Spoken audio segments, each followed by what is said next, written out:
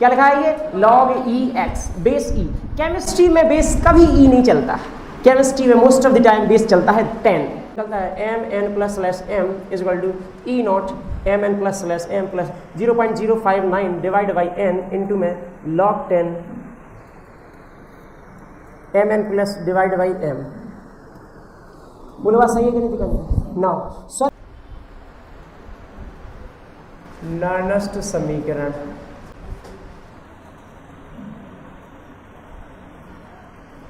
Nernst equation.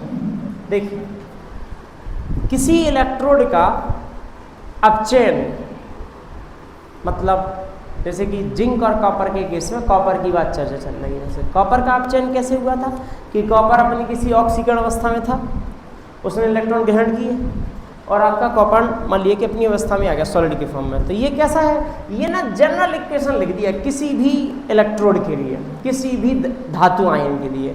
तो जैसे कि मान लीजिए कि आपका कॉपर का केस लेते हैं, तो कॉपर अंकल कैसा था, copper 2 plus 2 electron copper. Aluminium होता तो एल्यूमिनियम 3 प्लस 3 इलेक्ट्रॉन एल्यूमिनियम। मतलब यहाँ पे जितना प्लस में है उतना ही इलेक्ट्रॉन है। बोलो बात सही है कि नहीं भैया, जितना प्लस में है उतने इलेक्ट्रॉन ग्रहण किए जाएंगे और बन जाएगा आपका। सो एम एन प्लस यदि है तो एम क्या है, दर्शा रहा है किसी भी मेटल को, किसी भी मेटल को एन प्लस उसके ऊपर चार्ज है। सो एन इलेक्ट्रॉन ग्रहण किए तो क्या बनाएगा आपका, एम धातु बन जाएगी आपको। अब सोचो कि अपचयन के रूप में क्यों लिखा उसने, ऑक्सीकरण के रूप में, क्योंकि जो आपका स्टैंडर्ड इलेक्ट्रोड पोटेंशियल है, मतलब जो आपका मानक विभव माना जाता है, वो अपचयन के लिए माना जाता है, मानक अपचयन विभव, ना कि ऑक्सीकरण के लिए।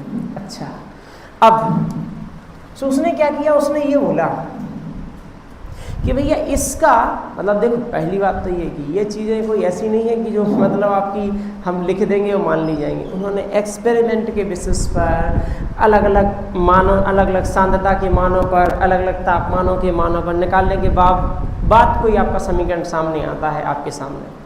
अच्छा तो जो समीकरण दिया नर्नस्ट ने वो क्या दिया, समीकरण दिया कि E M N plus slash M is equal to E not M N plus slash M plus R T upon N F L N M N plus divide by M. ये है Nernst का समीकरण। ध्यान से सुनेंगे, बात ना करें प्लीज।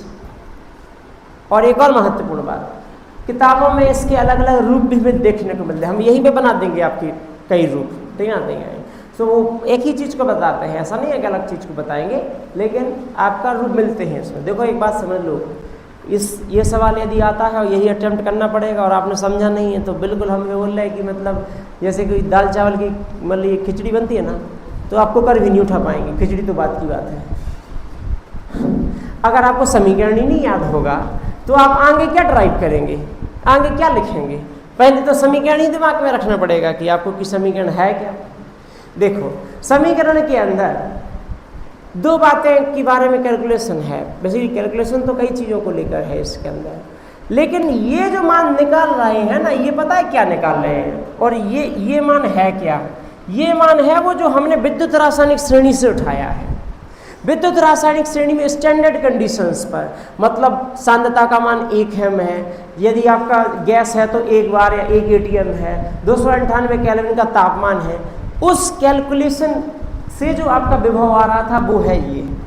उसने बोला कि इस यदि तुम्हें किसी भी तापमान पर, किसी भी सांद्रता के मान पर यदि तुम्हें निकालना है अपचयन विभव, तो आप निकाल सकते हैं। इसमें इतनी राशि जोड़ दीजिए, ये एक्स्ट्रा जोड़ना पड़ेगा आपको। सो ये जो मान जुड़ के निकलेगा वो क्या निकलेगा, किसी भी तापमान T पर, किसी भी मान लीजिए ऑक्सीकरण अवस्था N के लिए आपका जो E नॉट का मान निकलेगा वही निकलेगा, और किसी भी सांद्रता Mn प्लस के लिए। इसके अंदर है क्या क्या उसको देखते हैं। इसके अंदर R, ये तो मैंने बता दिया आपका विद्युत रासायनिक श्रेणी से जो मानक अपचयन विभव है उसका मान है। ये तो हो गया स्टैंडर्ड रिडक्शन पोटेंशियल, मानक अपचयन विभव, ठीक है। आ गया R, यहाँ पर गैस कांस्टेंट है। R क्या है आपका, गैस कांस्टेंट, जिसकी वैल्यू यहाँ पर रखी जाएगी 8.314 joule kelvin inverse mole inverse इकाई रहेगी। अच्छा T तापमान वो तुम्हें जो रखना है वो रखो आप, ठीक ना, दिया नहीं। N यहाँ पे कितने इलेक्ट्रॉन जा रहे हैं, जैसे कॉपर वाली रिएक्शन में 2 हो जाएगा, यहाँ पे एल्यूमिनियम वाली रिएक्शन में 3 हो जाएगा। फेरेड ये वैल्यू क्या आ जाएगी 96500, सही है कहते हैं। अब ये है एक्स्ट्रा। सो देखो अच्छे तरीके से मैथमेटिक्स वाले बच्चे इस चीज़ को जानते ही होंगे बहुत अच्छे से, बायोलॉजी वाले भी जानते होंगे, जो नहीं जानते उसको जरूर ध्यान से सुन लें, फिजिक्स में आपको पढ़ाया जाता है ये सब। एलन क्या होता है आपका, लॉग होता है, नेचुरल लॉग। क्या होता है ये आपका नेचुरल लॉग। एलन क्या होता है, एलन एक्स, जहां पे भी देखा आपने तो उसको समझना चाहिए कि ये लिखा है लॉग ई एक्स। क्या लिखा है ये, लॉग ई एक्स, बेस ई। केमिस्ट्री में बेस कभी ई नहीं चलता, केमिस्ट्री में most of the time base चलता है 10। जो भी स्टैंडर्ड इक्वेशंस बनाए गए या मान लीजिए यूज़ करते हैं उन सब का बेस 10 करके मान लीजिए ज़्यादातर यूज़ करते हैं, जबकि मैथमेटिक्स में बाय डिफॉल्ट बेस चलता है ई। सो आप लॉग एक्स जब भी कहते हैं डिफरेंशिएशन में डालते हैं, इंटीग्रेशन में डालते हैं, हम ई का ही मेन असेंस रखकर मान लीजिए कैलकुलेट करते हैं। ऐसा लॉजिक नहीं है, मैं ये बता रहा हूँ कि ज़्यादातर केसेस में ई का यूज़ करते हैं, यहाँ पर ज़्यादातर केस में 10 का यूज़ करते हैं। सब तुमको पता होना चाहिए कि इसको 10 में बदलते कैसे हैं। वैसे तो तुमने पढ़ा ही होगा, इसको 10 में बदलने का क्या रास्ता है, 2.303 का मल्टीप्लाई। तो बताइए क्यों करते हैं। आपने जहां पे log 10 का मान 1 देखा ना, वहां पे बेस 10 था। देखिए याद कर लीजिए उन सवालों में, सुन तो लीजिए 1 मिनट के लिए। log e का मान 1 है, log 10 का मान भी 1 है, यदि बेस e है, यदि बेस 10, ऐसा चलता है। सो आपने जहाँ पे फिजिक्स और केमिस्ट्री में मोस्टली आपने देखा होगा log 10 का मान 1, वहाँ आप सवाल में देखना बेस 10 होगा, उसके अंदर 10 होता ही है बेस। मैंने बताया ना आपको केमिस्ट्री के अंदर सब विषयों के अंदर मोस्टली 10 चलता है बेस, ठीक है।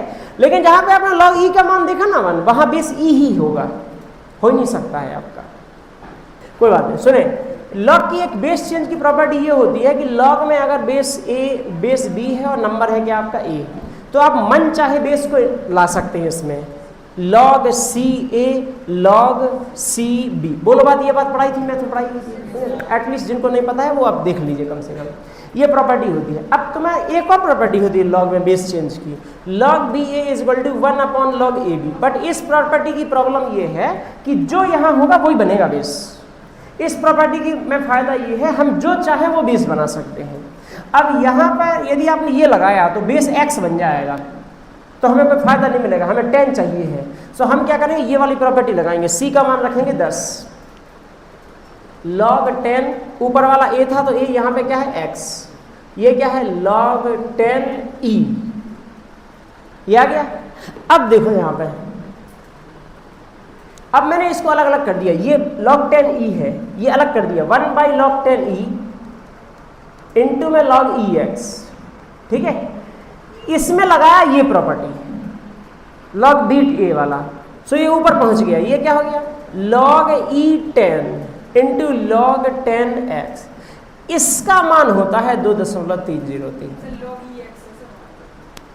कहाँ पे है, नहीं गलत लिखा था, log 10x है, यहाँ गलत लिया, सही लिखा है, ठीक है।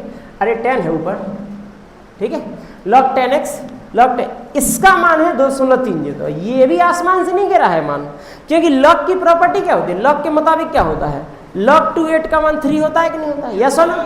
इसका मतलब क्या होता है, 2 की पावर क्या किया जाए ताकि उत्तर 8 आ जाए। सो आपने कहा 2 की पावर 3 किया जाए ताकि उत्तर 8 आ जाए।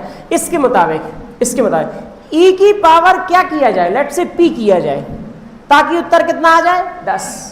अब आपको पता है e का वैल्यू 2.71, यस और नो। p, ये p की जो मान है वो है ये 2.303। और आपको यदि जरा सी भी शंका है इस बात में तो आइए कैलकुलेटर का जो है आप इस्तेमाल कर लेते हैं। 2.71 इसकी घात लगाते हैं 2.303।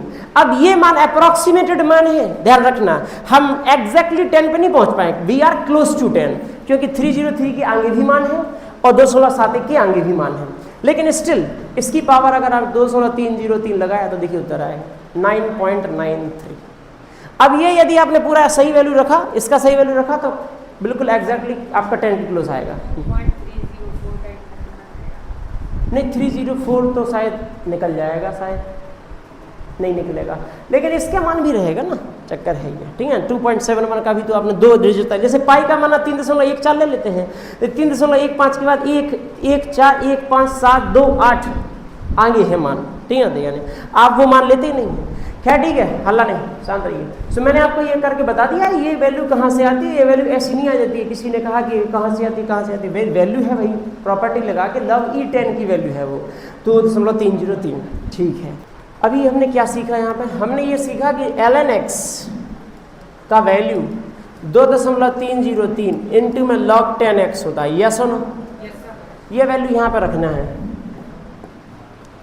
EMN + m।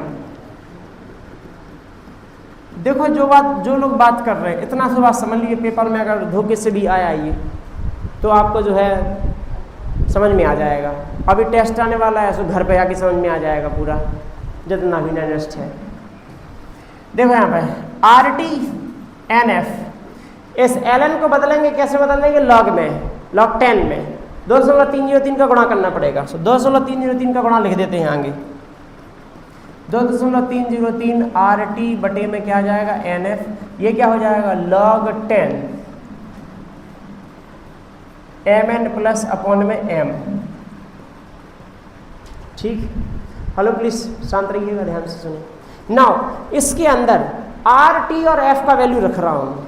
R का वैल्यू तो हमेशा 8.314 रखेंगे, F का वैल्यू हमेशा 96,500 रखेंगे, लेकिन T का वैल्यू हम चेंज कर सकते हैं, बट मोस्टली सवालों में हम 25 डिग्री सेल्सियस के क्लोज ले लेते हैं 298 केल्विन को, ठीक है। सो यदि आपने 298 रखा, R का वैल्यू 8.314, T का वैल्यू 298 एंड F का वैल्यू 96,500, यदि ये रखा तो फॉर्मूला निकलता है MN + M E0 MN + M plus 2.303 into 8.314 into में निकलेगा 298 डिवाइडेड बाई n इंटू में 96,500 इंटू में log 10 MN plus divided by M। ना दिस वैल्यू, ये वैल्यू आती है क्लोज टू 0.0591, ठीक है। 92 भी लिखी होती है किताबों में, 59 तक भी लिखी होती है किताबों में। ये चीज़ भी आप लोग जो है खुद कैलकुलेट कर सकते हैं। 2.303 इंटू 8.314 इंटू 298, ये वैल्यू क्या आई, 5,705। इसमें भाग देना है किसका, 96,500, 0.0591। सो 0.059 भी लिखते हैं, 0.592 भी लिख देते हैं, अप्रॉक्सीमेट करके ऐसा लिख देते हैं, बताओ। हाँ अपोनेंट, n तो आएगा, n अलग है, ठीक है। अच्छा जी, निकलता है MN + M = E0 MN + M plus 0.059 divide by n into में log 10 MN plus divide by M।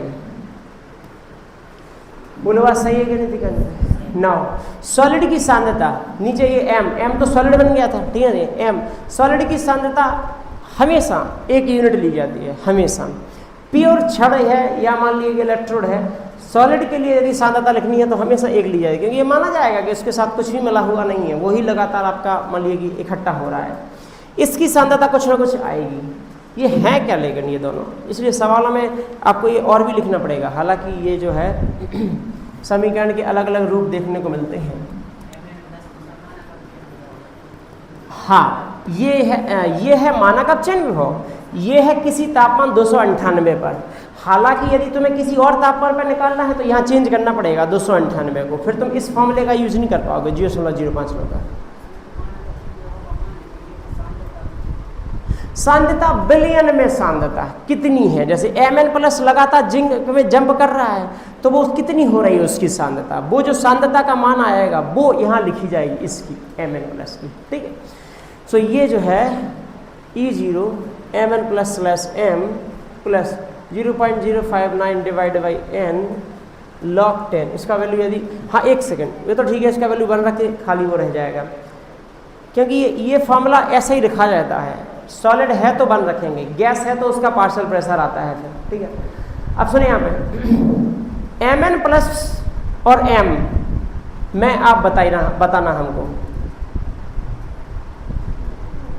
यहाँ पढ़ाई पे ध्यान देना। Mn+ और M में आप हमें ये बताइएगा ऑक्सीकृत और अपचयित कौन कौन होगा? ऑक्सीकृत कौन होगा, Mn+ या M? Mn+। ऑक्सीकृत कौन होगा? Mn+। अपचयित कौन होगा? M। ऑक्सीकृत अवस्था, या इसे एक सेकेंड, इसे ऑक्सीकारक अपचय के सेंस में ही लिख सकते हैं। देखो कैसे, आप बताना हमको। Mn+ में और M में ऑक्सीकारक और अपचय कौन है? ये आपका जो लिखा जाएगा यहाँ पर, अब आप समझ गए होंगे। बताइए, Mn+ और M में ऑक्सीकारक कौन है?